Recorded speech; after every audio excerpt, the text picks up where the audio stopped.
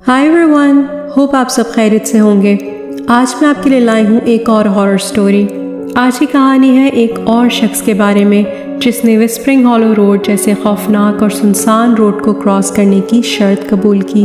Whispering hollow road एक ऐसा रास्ता है जो घने जंगलों से गुजरता है और आज तक जो भी उस रास्ते पे निकला है वो कभी वापस नहीं आया। सैम को पैसों की सख्त ज़रूरत थी और इसी वजह से उसने ये शर्त कबूल करने से पहले एक बार भी नहीं सोचा कि आगे उसके साथ क्या होने वाला है। उसे मालूम नहीं था कि ये उसकी ज़िंदगी की सबसे बड़ी गलती साबित होगी। तो तैयार हो जाएं सुनने के लिए एक खौफनाक कहानी जिसे सुनने के बाद आप किसी भी सुनसान रास्ते पे जाने से पहले 100 बार सोचेंगे।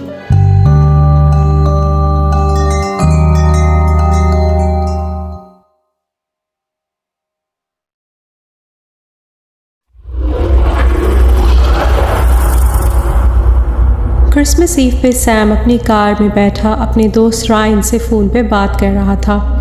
रायन उसे एक शर्त लगाने के लिए मजबूर कर रहा था जिसके लिए वो सैम को $500 ऑफ़र कर रहा था।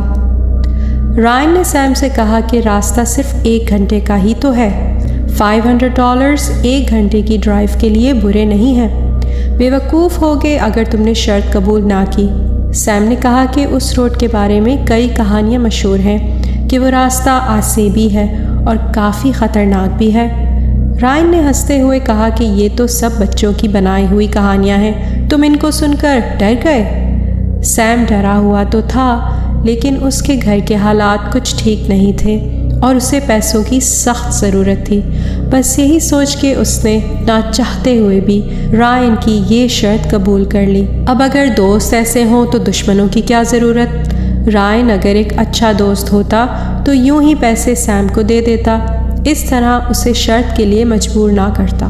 खैर, सैम ने रायन को कहा कि वो विस्परिंग हॉलो रोड पे जाने के लिए तैयार है और ये कि वो $500 उसे देने के लिए रेडी रखे।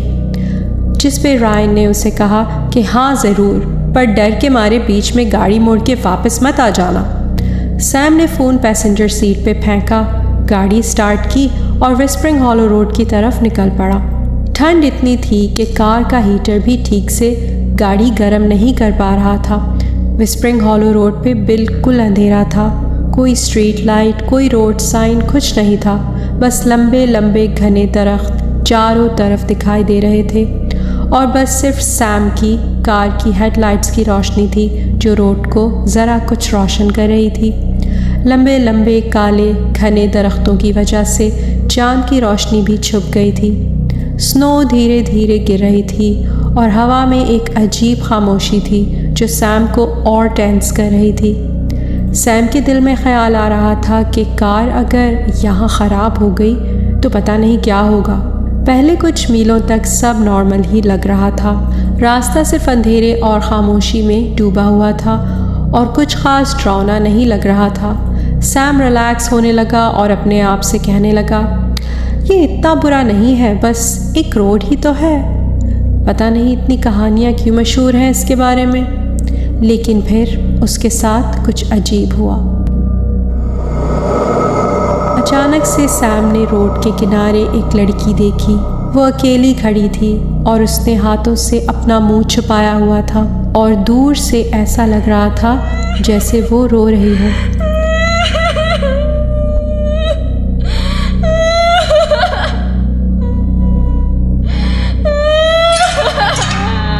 सैम ने गाड़ी उसके पास जाके रोक ली और विंडो नीचे करके बोला, हे, तुम ठीक हो? तुम यहाँ अकेली क्या कर रही हो? लड़की का चेहरा बहुत पेल था और उसकी आंखें लाल थीं। मैं पास ही में रहती हूँ। मेरी टांग में चोट लग गई है और मैं घर नहीं जा सकती।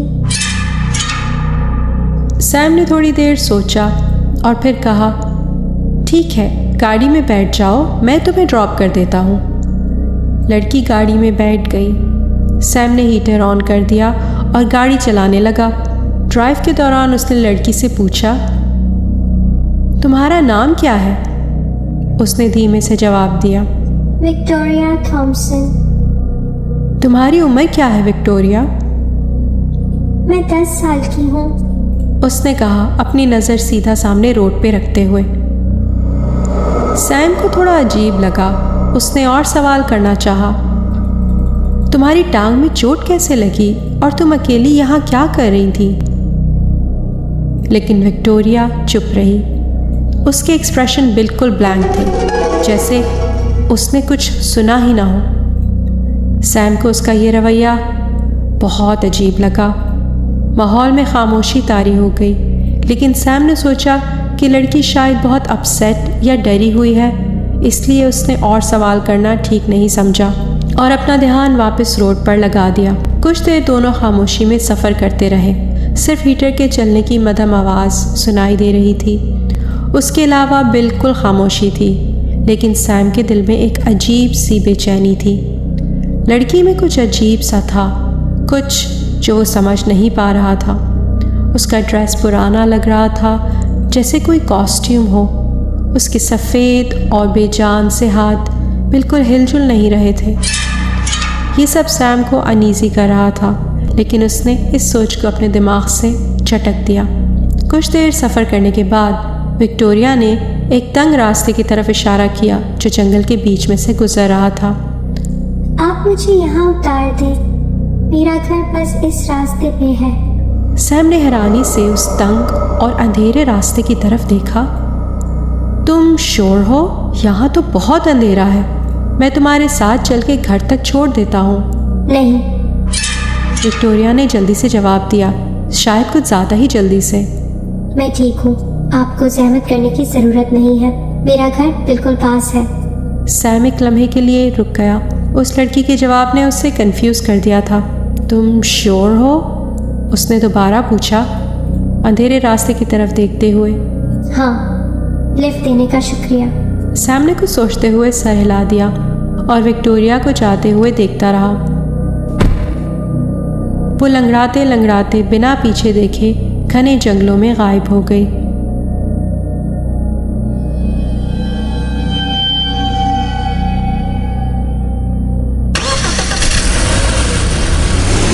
सैम ने अपनी कार चलाई और जंगल के उस अंधेरे रास्ते से दूर निकल गया, लेकिन एक अजीब सी बेचैनी अब भी उसके अंदर थी। रास्ता बिल्कुल सुनसान था, लेकिन सैम बार बार रियर व्यू मिरर में देख रहा था। फिर उसके जहन में एक ख्याल आया जिसने उसे गाड़ी रोकने पर मजबूर कर दिया। सिर्फ 10 साल की छोटी सी बच्ची है, अगर वो घर सही सलामत ना पहुंची हो तो? परेशानी और घबराहट में सैम ने ब्रेक्स लगाई। उसने कार तेज़ी से वापस घुमा ली, उसी रास्ते की तरफ वापस जाने के लिए जहां उसने विक्टोरिया को छोड़ा था। सैम ने गाड़ी उसी जगह जाके रोक दी, अपनी फ्लैश लाइट साथ ली और जंगल के बीच उसी रास्ते पर चलना शुरू किया। विक्टोरिया, तुम ठीक हो? विक्टोरिया,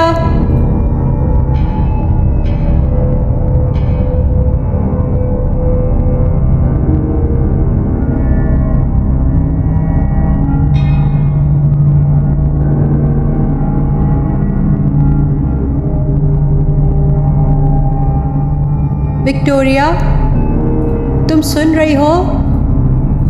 सैम जंगल में और आगे बढ़ता गया। अचानक चलते चलते उसकी नज़र एक पुराने और टूटे फूटे घर की तरफ गई। घर की खिड़कियां टूटी हुई थीं और छत बर्फ़ के वज़न के नीचे झुकी हुई थी। एक जंग लगा हुआ साइन डोर के ऊपर लटक रहा था, जिस पर लिखा था थॉमसन फैमिली होम। फिर सैम को ज़मीन पे कुछ नज़र आया। वो किसी और की नहीं, विक्टोरिया की कब्र थी। Victoria Thomson, 1965 to 1975। ये कैसे पॉसिबल है कि वो मेरे साथ गाड़ी में थी जबकि वो 50 साल पहले मर चुकी है? वो भागता हुआ वापस अपनी कार की तरफ गया, अंदर बैठा और दरवाज़ा ज़ोर से बंद कर लिया और कार को फुल स्पीड में चलाने लगा। अचानक कार का रेडियो चल पड़ा और क्रिसमस म्यूज़िक चलने लगा।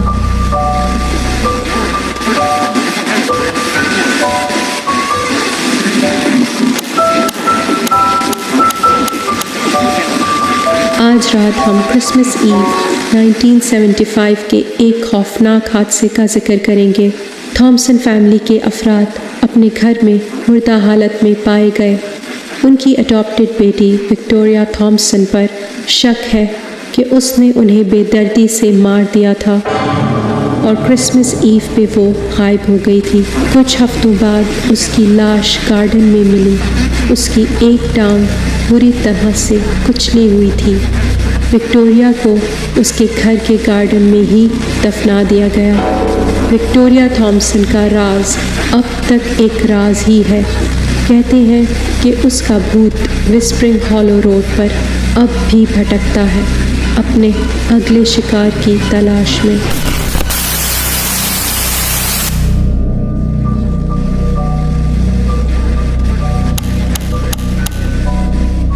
ये स्टूपिड रेडियो बंद क्यों नहीं हो रहा?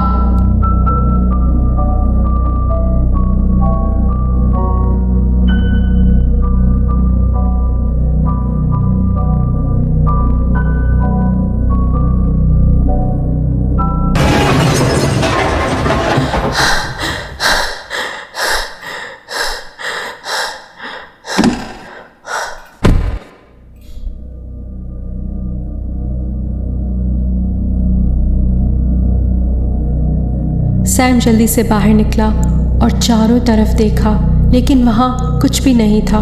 ना कोई इंसान, ना कोई चीज़। सैम को यकीन था कि उसने अपनी गाड़ी से किसी को हिट किया है। गहरी सांस लेते हुए वो वापस कार में बैठ गया।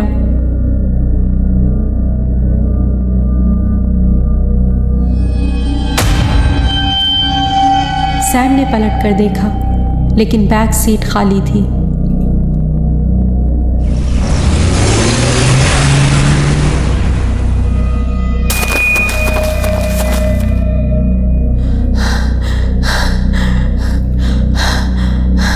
ये मुझे क्या हो रहा है? क्या मैं ये सब इमेजिन कर रहा हूँ?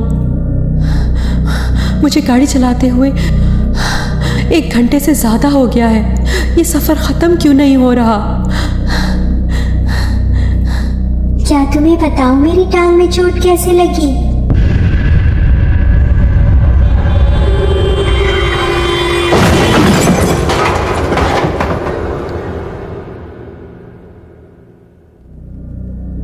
अगली सुबह अथॉरिटीज़ को जब सैम की कार मिली तो ड्राइवर सीट खाली थी। सिर्फ हल्के पैरों के निशान स्नो में नज़र आ रहे थे, जो सीधा थॉमसन फैमिली होम की तरफ जा रहे थे। उन्हीं सब लोगों की तरह जो हिम्मत करके विस्परिंग हॉलो रोड के रास्ते पर गए और कभी वापस नहीं लौटे। सैम भी उन्हीं लोगों की लिस्ट में शामिल हो गया और उसे दोबारा कभी दिन की रोशनी देखना नसीब नहीं हुई। हाय एवरीवन, उम्मीद है आपको ये कहानी पसंद आई होगी। अगर पसंद आई तो अपने घर वालों और दोस्तों के साथ ज़रूर शेयर करें और मैं जल्द ही एक और क्रीपी कहानी के साथ वापस आऊँगी। Until then, bye.